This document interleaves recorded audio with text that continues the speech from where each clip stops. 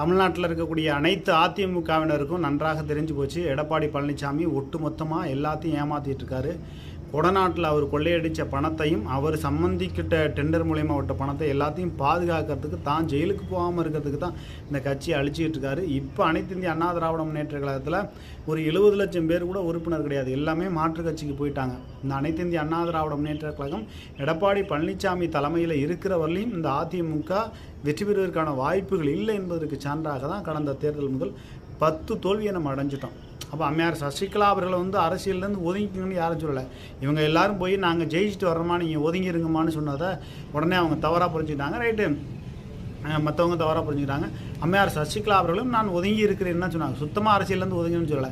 ஆனால் எடப்பாடி பழனிசாமியால் ஏதாவது வெற்றி பெற முடிஞ்சா, அதனால் அம்மையார் சசிகலா அவருடைய தலைமையில் இந்த அனைத்து இந்திய அண்ணா திராவிட முன்னேற்ற கழகம் பயணித்தால் மட்டுமே தான் 2026 நிச்சயமாக ஆட்சி